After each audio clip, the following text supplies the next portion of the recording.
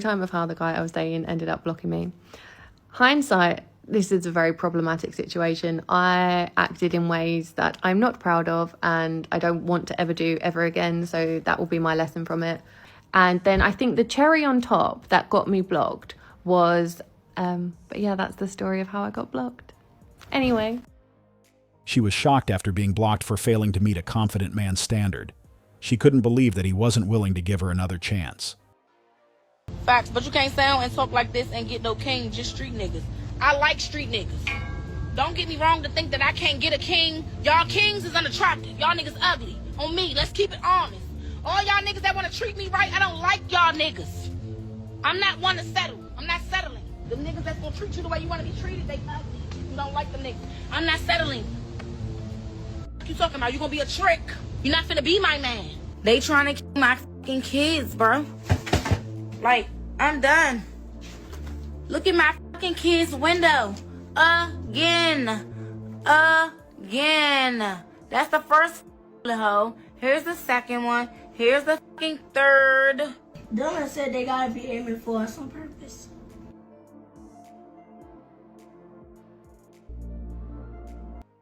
So she said she's not willing to settle for just a good guy, and that's perfectly fine.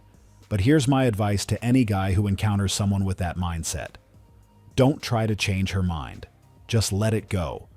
Don't waste your time or energy trying to convince her of your worth or prove that you're different, because if she's already made up her mind, it's likely a dead end. At this point, it's clear that unless a guy meets a very specific set of criteria, he'll be dismissed, regardless of how much effort he puts in. And that's why the smartest thing you can do is walk away and focus on finding someone who genuinely values what you bring to the table. There's no point in chasing someone who thrives on attention or chaos. Hey, beautiful. What's your name? I just farted.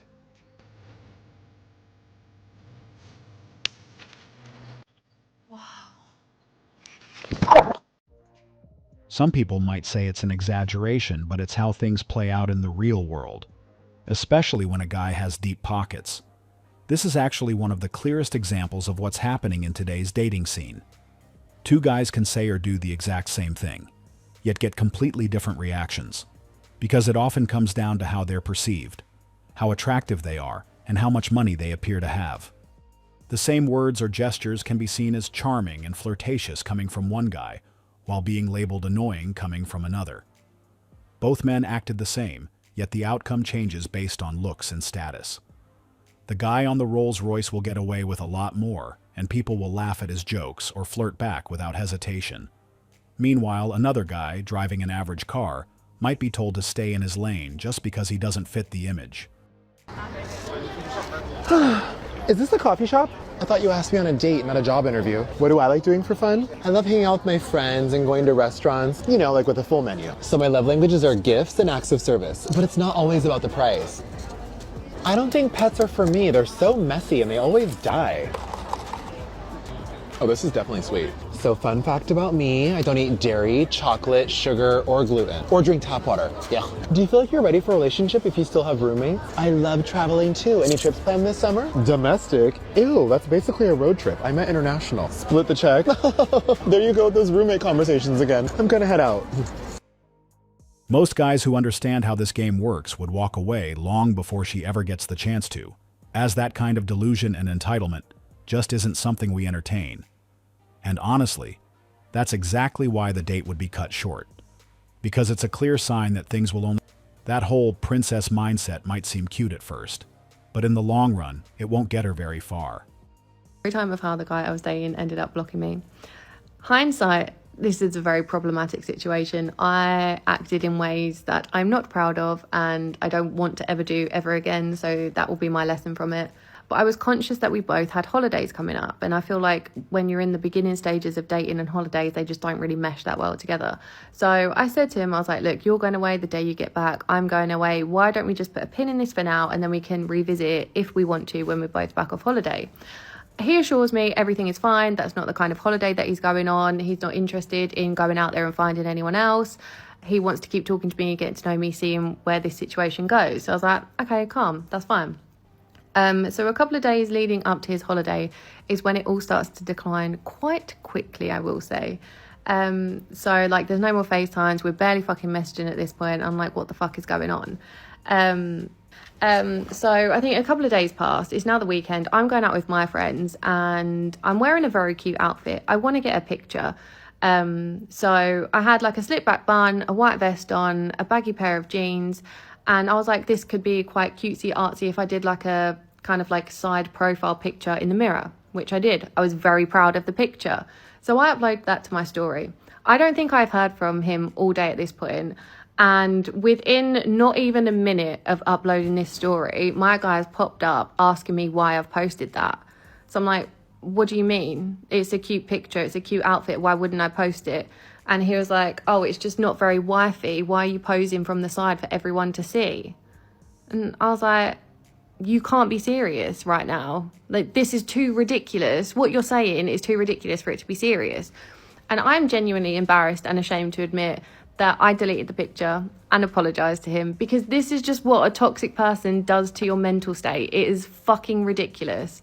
It's just like the hot and cold. So I'm apologizing to him, but then he's still going on about it, like still trying to rinse me and just, I don't know, just being a fucking dick. And I've got a potty mouth. So I said to him, I don't know why you're acting like a fucking dick. And then he hits me with the, don't be so disrespectful. And I'm like, wow, like this is, I knew, I was torn because I knew, I was like, if this continues, this is what it's going to be, and I can't fucking live like that. But then obviously the other part of me is like, oh my God, like, no, I can't lose this. And then he was like, you're ruining my holiday, let me enjoy it. So I was like, okay. And I thought, okay, well, like, when he cools down, we'll revisit this. Never heard from him again. He never fucking replied to me. And honestly, like, I now know that he was a toxic person, but I'm like, how can anyone be like that? It is genuinely baffling. So then I went on holiday. Like, thank God. I was like, at this point, I just genuinely need a break from everything. But he was still following me. I was still following him. So naturally, I'm going to be posting up in a bikini. And then I think the cherry on top that got me blocked was I changed my Instagram icon picture to the picture that I posted on my story that he didn't like. And then, yeah, from there I was just blocked. But yeah, that's the story of how I got blocked. Anyway. Deep down, she knows why she got blocked. It wasn't really about the outfit, but about what happened after she went on holiday. She was trying to prove a point, and that's exactly what cost her the relationship. He may not have liked the way she dressed in that post, and they even talked about it. It reached a point where she apologized and deleted the photo, which says a lot. But then while on holiday, she chose to use that same photo as her profile picture. That wasn't random. It meant something. Whether she realized it or not, she was sending a message that she no longer cared about his feelings or the boundaries they had previously discussed, and that was a deal breaker. That kind of dynamic and need to make a point just wasn't the type of relationship he was willing to entertain. The reality is that he was ready to move on from what had already been put behind them, but by reposting the photo, she made it clear that his opinion no longer mattered. So at that point, he had no choice but to remove himself. Men who have money aren't gonna fucking complain about giving it to you or meeting your needs, okay? They're proud to give it to you. That's the generous ones. I'm not talking about the fucking weird ones, okay? I've never experienced those. Men who are masculine and proud of their masculinity and proud of what it is that they created out there understand that that money is to pamper the woman that they're with. Okay, if I'm going out with you like this, it's because you look good. It's because it looks like you put an investment in me, even though I did all this by myself.